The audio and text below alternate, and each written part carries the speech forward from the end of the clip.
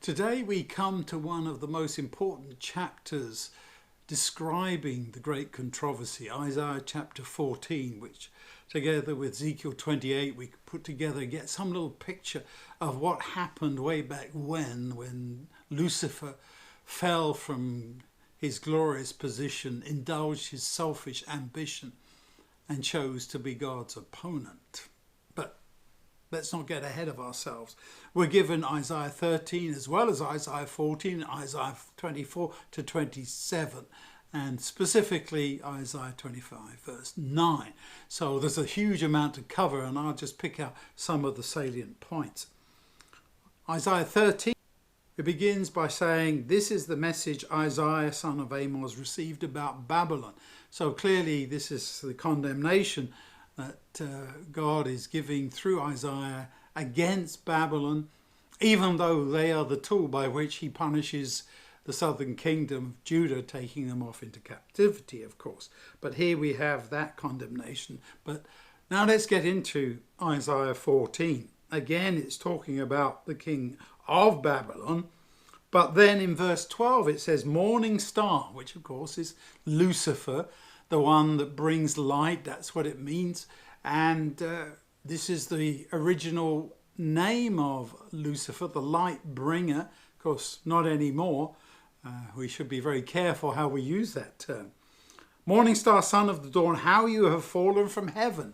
Did that happen to the king of Babylon? No, certainly not literally. You could still take it symbolically, I suppose, and have some dual application. But clearly, this is really talking about the one who's behind the king of Babylon.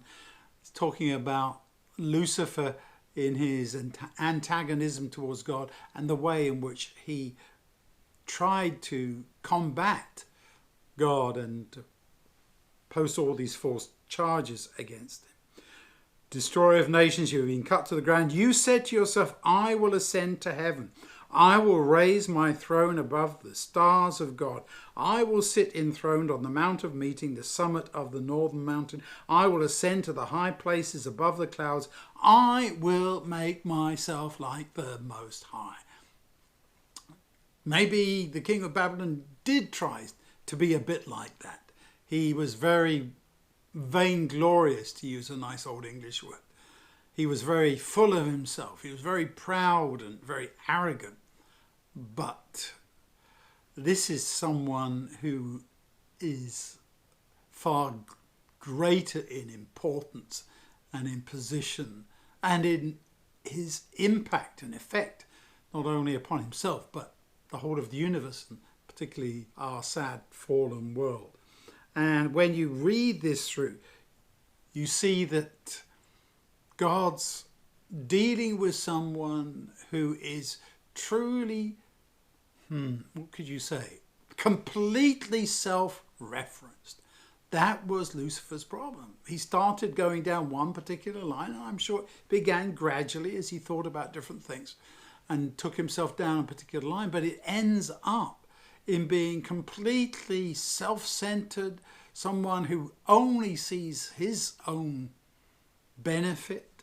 He is going to make himself like the Most High. How do you actually do that? How do you make yourself like God? Now, we might even say tongue-in-cheek, well, it's good to be like God, isn't it? No, not in this case, because Lucifer doesn't want God's character. He wants his power. He wants his position. He doesn't care anything about the way in which God wishes to run his universe in principles of love and goodness and right. No, he just wants that dictatorial, tyrannical power to rule it as he would choose. And there's the heart of sin. It's all about me, me, me. I will make myself like the Most High. Look through Isaiah 14, look through Ezekiel 28 and see how often the pronoun I is used in reference to the devil, well, under the symbol of the king of Babylon here and the symbol of the king of Tyre in Ezekiel 28. But it's the same.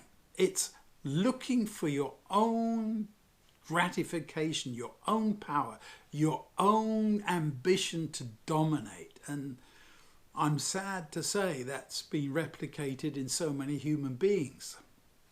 You only have to look a little way back through history, and you see people like Stalin and Hitler and all the rest, the Roman emperors, and going way, way back.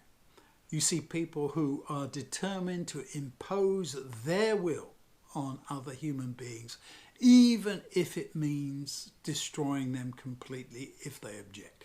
There you have the great controversy in all its gory detail, I'm sad to say, with God trying to win us back through love, through his pleadings to do what is right, do what is good, and the devil saying, well, no, and not even arguing it, just forcing it, just using violence and intimidation and oppression. It's a very sad picture if you look at it. But the good news is God wins. And that's the message we take home from our study for today.